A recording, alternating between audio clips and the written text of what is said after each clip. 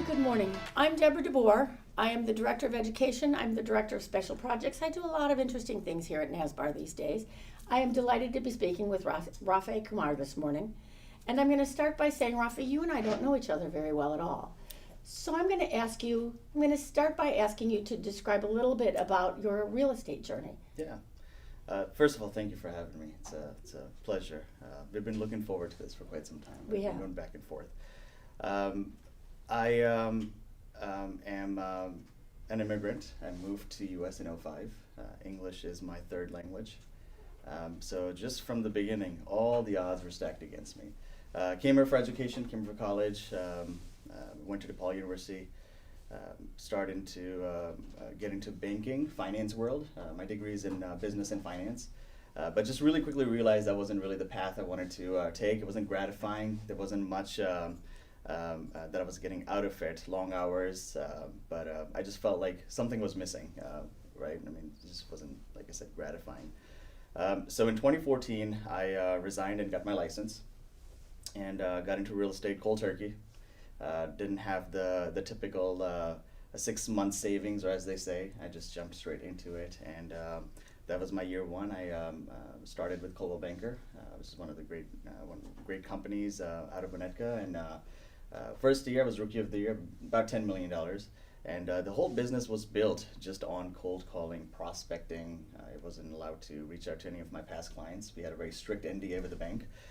As I mentioned, I'm an immigrant, so I didn't have any past clients, no high school friends, no family, no sphere of influence. So this was all built through Yellow Pages or connections or Chamber of Commerce or just grit, as they say. I believe there are a lot more people buying and selling that you don't know than people that you do know. So I just turned to that motto very quickly, that let's see if I can connect with people that are looking to buy that I don't know, that are looking to sell that I don't know, and then start from there. So that's really how I started the journey, and 2014 was year one. It didn't matter if it was a $1,200 lease in Loyola, or a $2,000 lease in Schaumburg, or $80,000 condo in West Town. I was driving anywhere and everywhere, putting in 50, 60, 70 hours. And I'm fairly certain that the first couple of years I worked 7 days a week without any day off, 7 a.m., 8 a.m. to like 9 p.m. every day. Let me interrupt you. What motivated you to do that? Why did you work so hard? I feel like there's something called Brian Buffini talks about in his book, The Immigrant's Edge. I just think when you leave everything behind and you just start from zero, you just have a lot of proving to do, not to people but to yourself. Okay. And I just think that was just something that was kind of constantly on my back, that listen, if I'm getting into this, then I just have to prove my worth and I have to make sure that this is the right decision. So it's almost like burning your ships, right? So I just had to burn my ships. And I thought this was the only way to do it. It's just to go all in and not think about it and not just have a balanced life. I truly believe that the first couple of years would be very unbalanced. It'll be completely out of balance, and then eventually we can start putting structure and pieces in play, which can bring a little bit more balance. 10 years later, still not the case. Still running around, so far from it, but I'll continue on my journey here with you. So 2015, did about $15 million and opened up my first real estate brokerage. That was a RE/MAX office I opened in Skokie. I purchased one of the franchises. As you know, you need to be in real estate 2 years before you can get your managing broker's license. Mm-hmm. So I was only a year, so I had to partner up with someone. And continued building the team, did about $20 million that year. 2017 opened a second franchise office, which was in West Loop. The idea was to have urban and suburban connections so we can bridge the gap for people that are looking to move from the city to urban markets and vice versa. So we can capture both markets. And at that point, when we had two brokerages, I had personal production of about $34 million. I had one team member. We had about 60 agents between both brokerages, mm-hmm. and the organization was doing shy of about $110 million. Fast forward, started seeing writing on the wall. The era of brokerages or mini brokerages or mom and pop, it's just on the decline. That's just my personal sort of analysis on that. So in 2019, December 2018, early 2019, sold my brokerages to my partners, transitioned over to Compass because I wanted to partner with the biggest name and a more progressive company. it was me, Jana Pierce, my co-founder. Shout out to her. She's helped me out quite a bit. We transitioned over to Compass. Our first year we did $35 million. Second year we did $80 million. Third year we did $115 million. Last year we did $100 million. This year we're on track to do $200 million. We've doubled our goal since. Currently today we have a team of 40 people.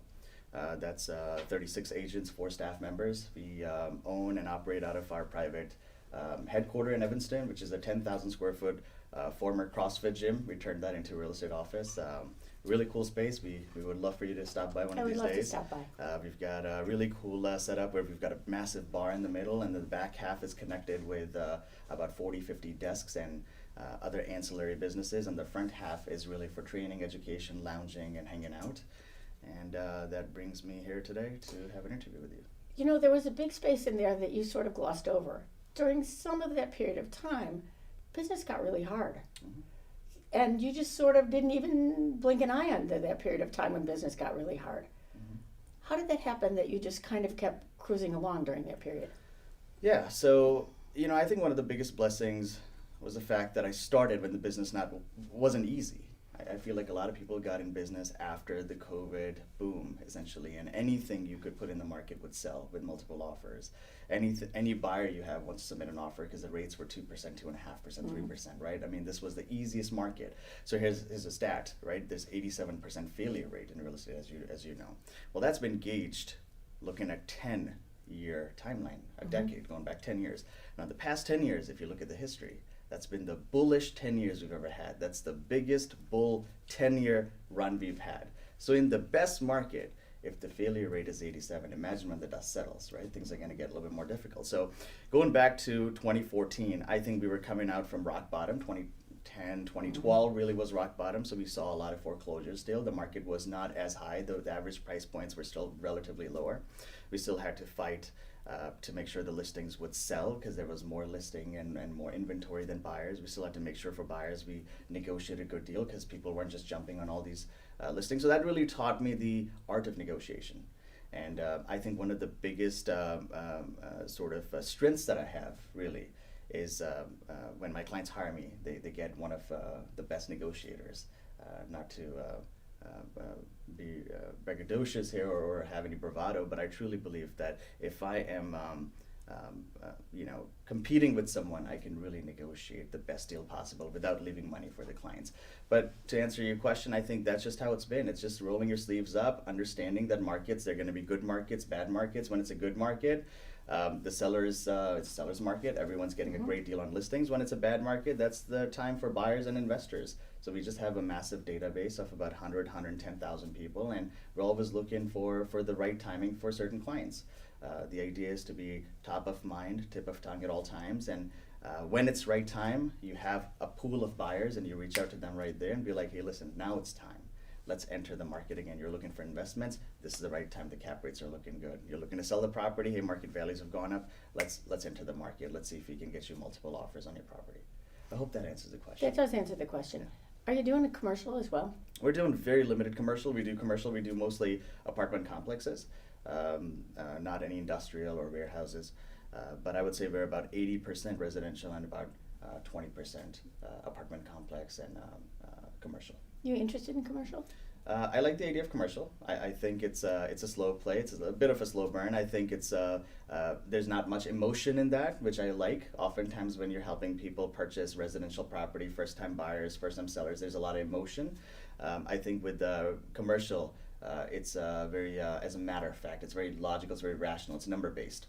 I like working with analytical people. I think I'm analytical myself as well. So really, as long as I can put in a case study, and this number makes sense, this property makes sense, this is a cash flow, this is a cap rate, this is the market cap rate, all of that makes sense. So we do have that knowledge, and we can certainly have the tools and instruments to really advise a seasoned investor, not a first-timer, to really show them what is a good deal and what's not. You talked about being a good negotiator. Tell me your definition of what a good negotiator would be. Well, in layman's term, I would say just someone who can truly understand what a consumer is looking for, what a client is looking for, and then really implementing it to get the best results. So I think the best negotiation would be if you're telling me, listen, I'm not going to pay X amount, over X amount, and then just going and finding the best deal possible? Or are you saying, listen, this is my budget, get me the best deal possible for that, and then making sure that happens? I think too often real estate agents either talk themselves out of a sale, or they will go and try to negotiate something when the clients aren't even asking them to do that. So it's really understanding what the objective is, what the mission is. I'm certainly not going to let a deal fall apart because I'm trying to negotiate a good deal for my client. But if my client gives me instructions and tells me this is what the objective is, then we'll go and make sure that that's maxed and pushed to the limits. In terms of talking about objectives, we're not only talking about money, are we? We're talking about some other things as well, aren't we? Well, absolutely. Sometimes it's lifestyle. Sometimes it's as little as I want that piece of furniture left a bit behind. Sometimes it's timings. Sometimes it's I can't move in before I sell this. There's on average 22 negotiations in an average transaction.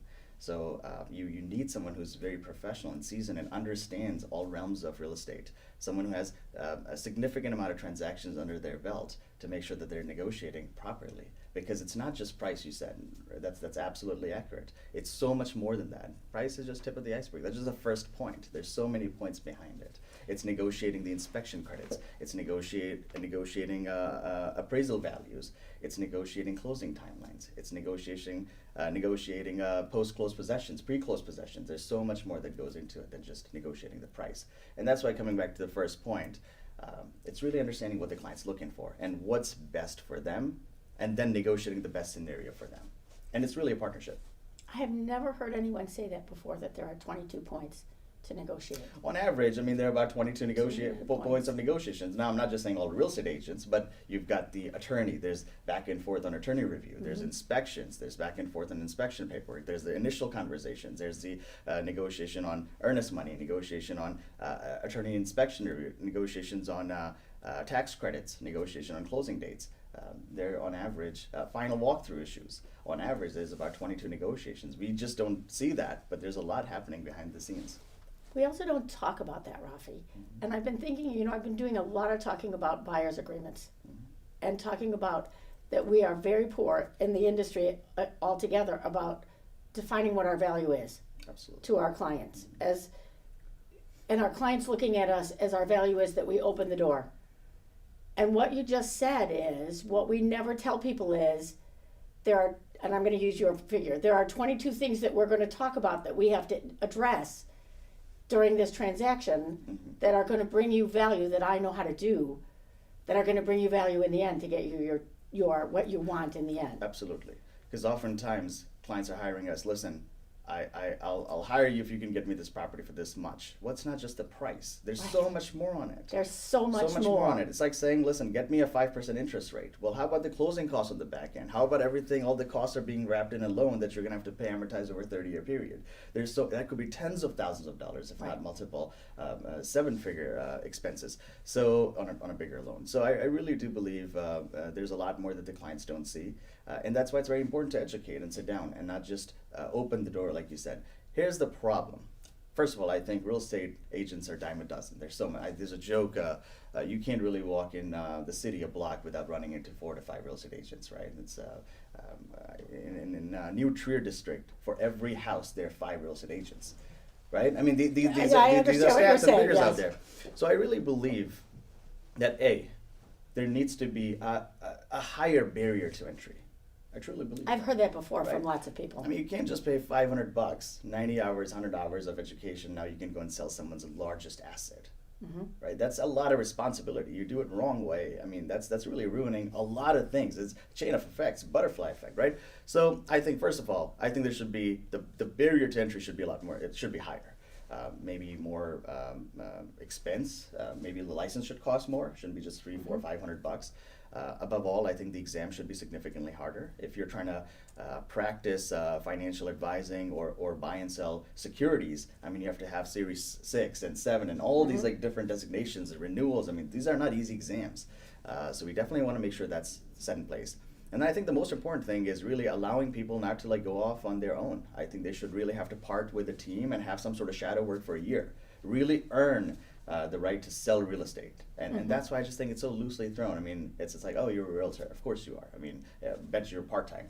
Second thing, it's 1.6 million. I mean, about a year ago, when things were really coming down and dust was settling, or if you look at 6 months back, every 4 seconds, either a loan officer or a real estate agent nationally was dropping out of business, right? That's just because the dust was settling. Things were getting difficult, so naturally that's going to happen. So I really think that these down markets, difficult markets, separate skilled agents versus people that are just in it for the ride, that just got in because the market was good, or they just got in because they saw Selling Sunset, or they just got in because they saw $1 million. Selling Sunset has done a lot of damage, I think, to us. It has certainly done a lot of damage, right? I mean, it's more of a, and again, we had a mastermind, we had about 100 people on it. A lot of them were interns looking to get in real estate. And the first thing I said, who watches Sunset? And everyone raised their, right? Or $1 Million Listing, everyone raised, Ryan Serhant, this and that, right? And I'm like, who thinks that is how real estate is? And a bunch of people had their hands up. I'm like, that's maybe 5% of it, right? The glam part of it, the getting out of the fancy car, the wearing the nice suit, the going and showing properties. A lot of it is really prospecting. It's a boring stuff. Boring is good. There's a lot of value in boring. The more boring your business is, the more profitable the business is. Too often we have this shiny object syndrome. We got to do everything. We got to see this leads or that leads or this, right? It's really sticking to a lane and doubling down on that, and that's where the growth is, right? So there's a saying, one of my favorite saying, hard work beats talent when talent doesn't want to work hard. Do it again. Hard work beats talent when talent doesn't want to work hard. Any day of the week. Right? I could be the least talented person on earth, and you could be the most talented person on earth. But if I'm outworking you every single day of the week, I'm going to outrun, outwork, outproduce all of that all day of the time. Right? Michael Jordan wouldn't be Michael Jordan if he never touched the ball. Right? And Michael Jordan practiced all the time. Right? All the 10,000 hour concept. Yes. I mean, right? So that's kind of going back to it. It's like, even as real estate agents, we just can't get complacent. We have to understand our data. We have to look at the hot sheets. We have to continue practicing our scripts. We have to go practice our listing presentations. We have to practice our buyer agreements and arrangements. All of that is very, very important. We shouldn't be practicing. Michael Jordan doesn't practice on the field, right, at the court. He practices 5 a.m., 6 a.m. off the field, or when the game is not taking place. That's just what's very important to understand. A lot of us are practicing on our clients, and that should be a violation. That should be enough. That should be a criminal to do that. Mm-hmm. To practice on a client and not really know what you're doing and just winging it. How do you pick your team members? How do you pick the people on your team? My team is an incredible set of people. We have a high barrier to entry. We set expectations very, very clearly. We have 3 principles that we hire on. The first one is work ethic. If you don't have work ethic, you're not allowed to be on the team. If anyone expects this to be a part-time job, we don't hire them. It has to be a full-time job. If anyone thinks it's less than 40 hours, they're not allowed on my team. They have to understand that this is going to be a 50, 60-hour minimum a week gig. Second thing is culture. The only one time we had to fire someone, a unanimous decision, was because of culture. This person was slanderous. She was backbiting, and there's no room for that. If there's room for that, you're not selling enough real estate. So culture is very important. We don't want any toxicity in the team. And the last one is sort of longevity, which really plays. It's almost like a subset of loyalty. If we're pouring energy, effort, time, all of that into a team member, well, then we're looking to go the distance, because then it's the criteria that one day you got to pay it forward. And it's worked really well for us. We want to make sure that people understand that this is not a part-time gig. It's not just to test water. It's really a full-time career. And then we make them treat the real estate career as a career. How do you train the people? That's a good question. We are looking for people that are they can hold themselves accountable, but we also have group accountability. We have something called a Qamar Group Ignite Boot Camp. It's a 40-hour boot camp, and the reason we made it 40 hours is oftentimes people are coming in for an hour, 2 hours of training and then leaving and thinking that's how real estate is. We wanted to make a point that no, this is an 8-hour-a-day thing. We're going to set the sort of start it off the right foot. So they're coming in Monday. It's 8-hour thing. The first day is find your why. It's really doing your business planning, understanding how much you want to earn, dissecting that, reverse engineering that, really breaking down what needs to be done, what your goals look like, how much you need to produce, how can we produce that, and is that logical or not? Day 2 is Real Estate 101. We really show you how to work your sphere of influence. Day 3 is Real Estate 102. We show you how to work with cold calls and prospecting and how to do outbound calling. Day 4 is mostly open houses and some of the other things, and Day 5 is their graduation. We put them on the field and put them to work. 25 years ago when I worked for Steve Beard as his director of training, we did 2 weeks of training just that. And the second week was all practice. And I still have people who will come up to me. This is like the thing that warms my heart probably the best. I'll have someone come up to me and say, you know, I'm still in real estate. This is 25 years later.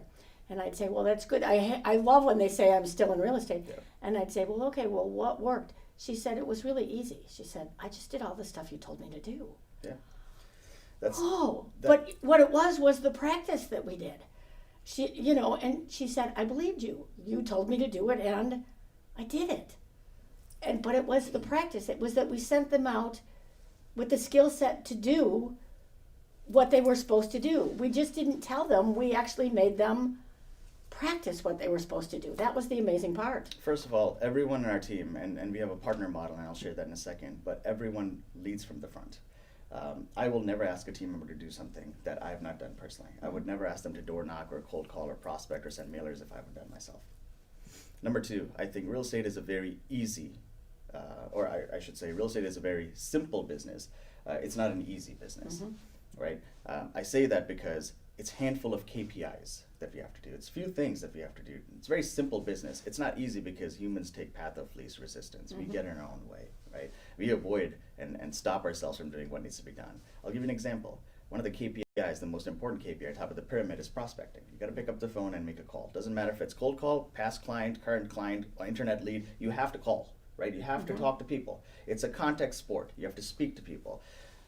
Instead of doing that, I'll get in my own way and be like, oh, let me go clean my garage, right? Or do the laundry. Let me go do the laundry. The laundry. I haven't taken my dog on a walk. Let me go do that, right? I mean, Right. we're doing everything that doesn't matter than what needs to be done.